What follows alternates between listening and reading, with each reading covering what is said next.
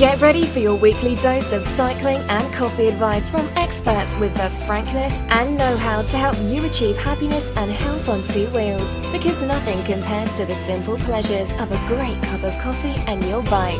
You're listening to the Biker Latte podcast with your host, Clint Latham.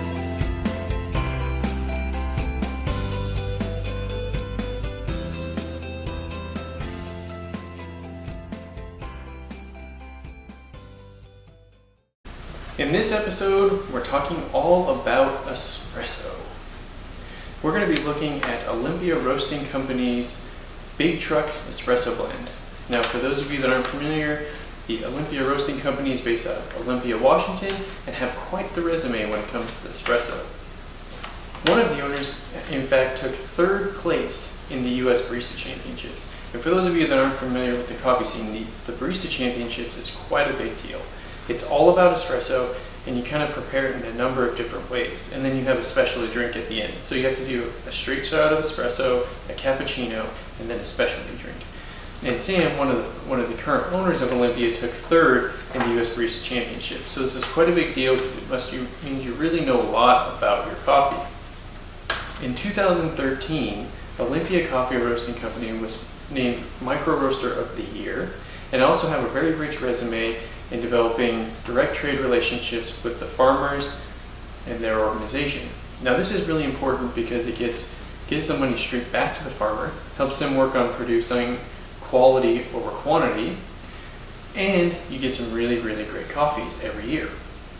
So needless to say, I was really excited to get my hands on the Big Truck Espresso Blend. But unfortunately, that's where it all ends. When I first got the Olympia Espresso Blend, I just noticed that it tasted a little, how would we say, roasty. And so what I mean by that is if you go to your typical Green Mermaid, you'll notice it has that kind of ashy, roasty flavor that we're all very familiar with coffees. Now typically this occurs when we roast a coffee darker. So why would we roast a coffee darker? Well, when you're gathering coffees from all over the world, from different producers in different countries, one way to kind of level out the playing field, per se, is to roast the coffee darker. This kind of evens out the taste, gives it a little bit more of a predominant roasty flavor, and gives you consistency, especially when you're doing millions and millions of pounds a year, like the Green Mermaid. However, in this case, Olympia is known as a micro roaster. So they're doing a lighter roast.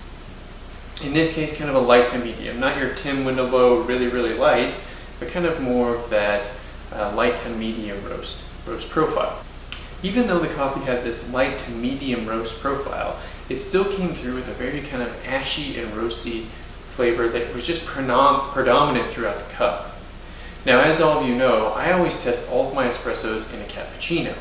I feel that the cappuccino is the perfect way to really showcase an espresso as it blends beautifully with the milk. And so typically what I'm looking for is a beautiful chocolatey or nutty base, something to kind of solidify the coffee, and then something to cut through the creaminess of the milk. So what's one of the reasons we add cream to a lot of our lower end coffees? To kind of cut down the acidity, the bitterness, the ashiness, the roastiness that can kind of come through. And so with a really nice espresso, you get a base that creates this really nutty or chocolatey flavor, and then you have these really bright, sweet flavors that will cut through the milk to make it more delicate, make a really well-balanced espresso. In this case, the Big Truck Espresso Blend just came off very roasty. So no matter what I did or what parameter I used, or I should say recipe, it just came through as very, very roasty.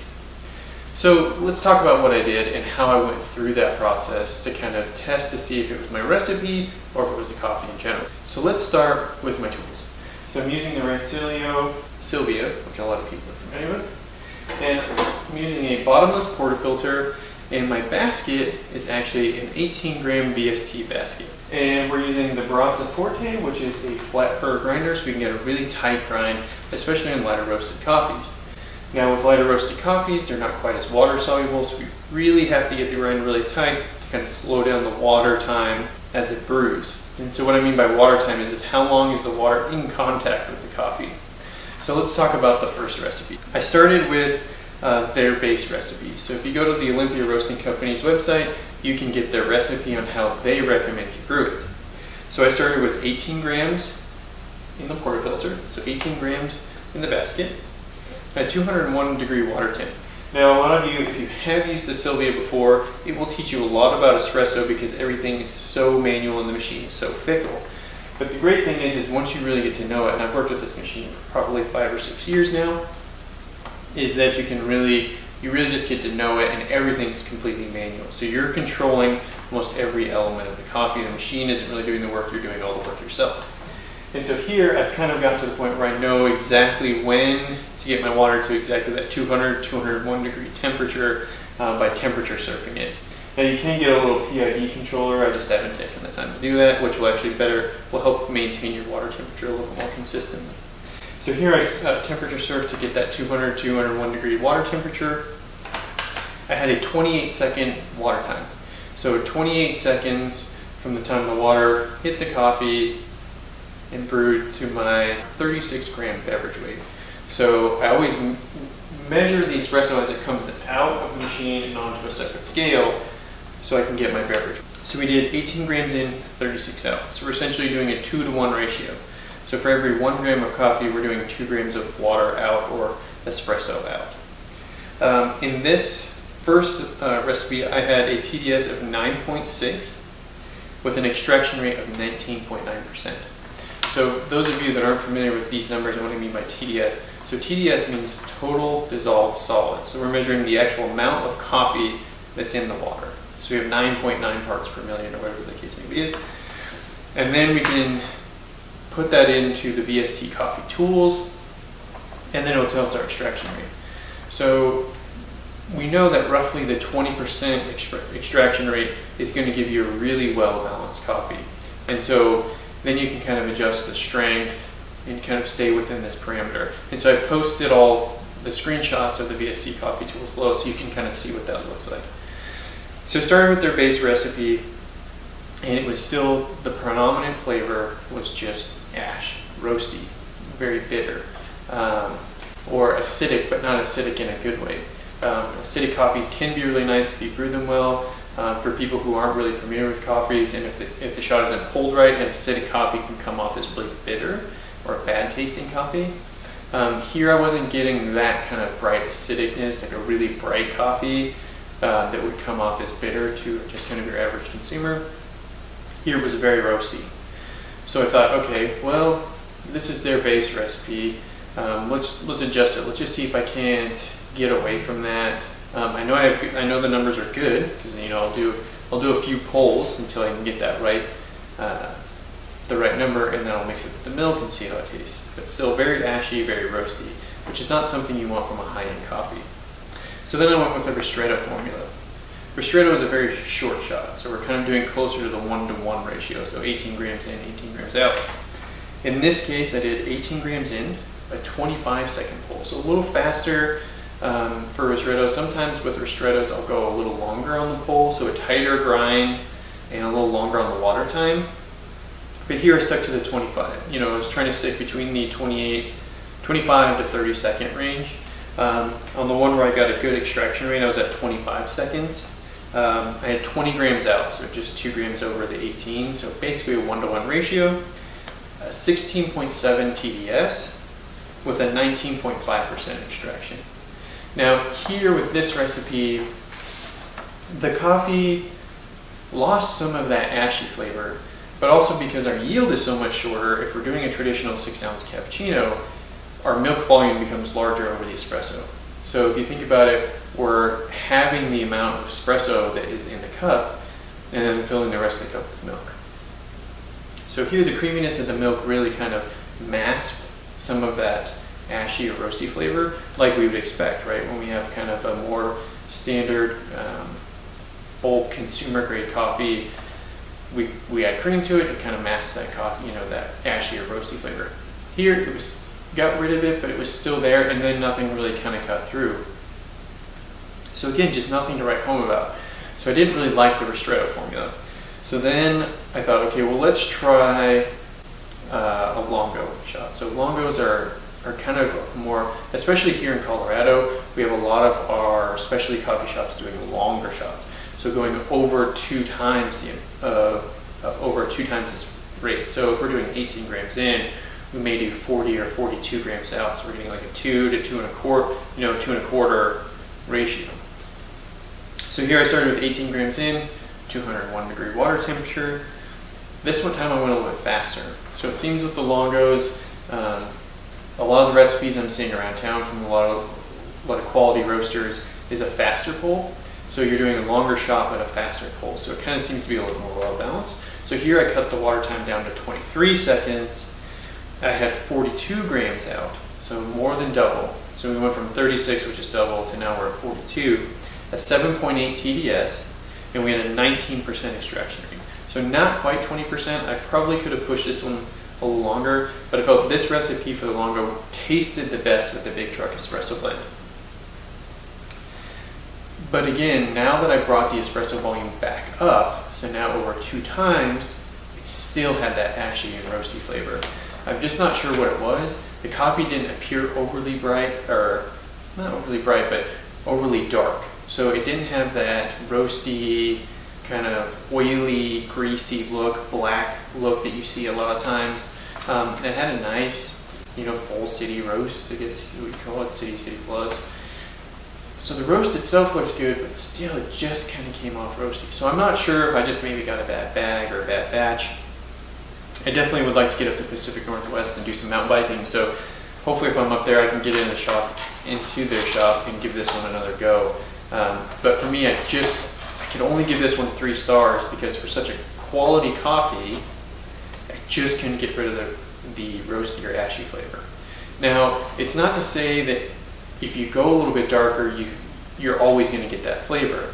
I'm testing an espresso now that is a little bit darker, but has a beautiful syrupy taste and no roasting or ashy flavor. And we'll talk about that once I'm finished with it and I have all the numbers. So stay tuned for that one, because so far this one has really been one of my favorites that I'm testing now.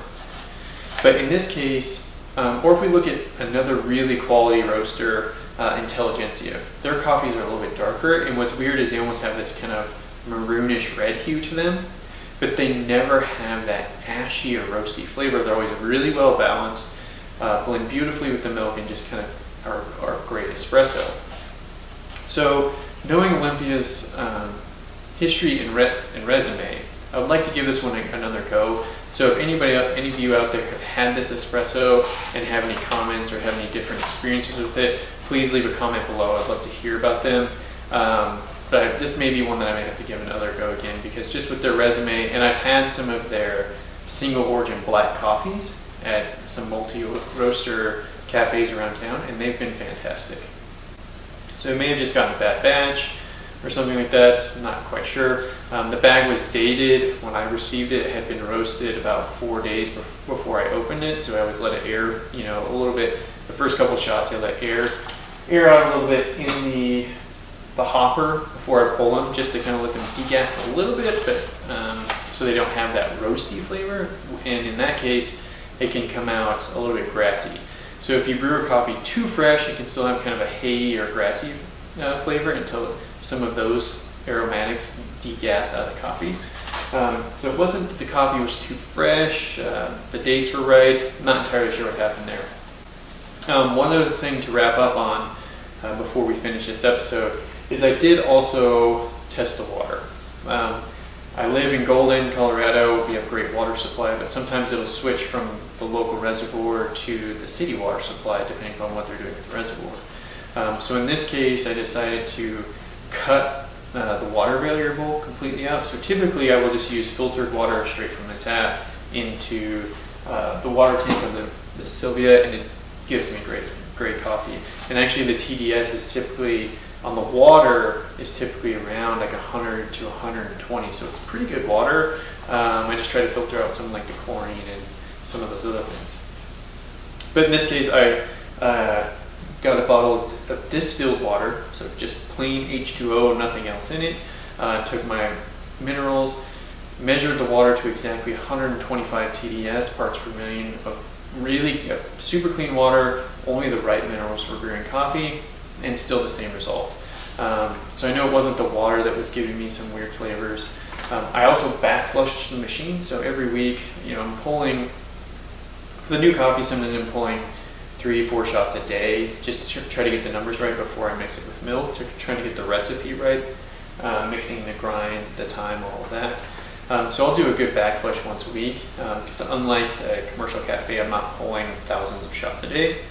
So in this case, I did an additional back flush, ran water through the machine. So it wasn't the machine, and a lot of times I can tell when my machine gets dirty. It kind of gives this interesting kind of metallic taste, and it wasn't that taste either. But just to be safe, I cleaned it, did a back flush, and still the same result. So I'd love to hear your comments and thoughts if you've had the Big Truck Espresso Blend. But for me, this coffee was about a 3-star. Still better than your standard Green Mermaid, but just a little ashy and roasty for such a great micro roaster. Not really sure why. Would love to try this one again. So again, if you've tried this coffee and you've had it and you've liked it, had a different experience, please leave a comment below and let me know, and we'll see you next time.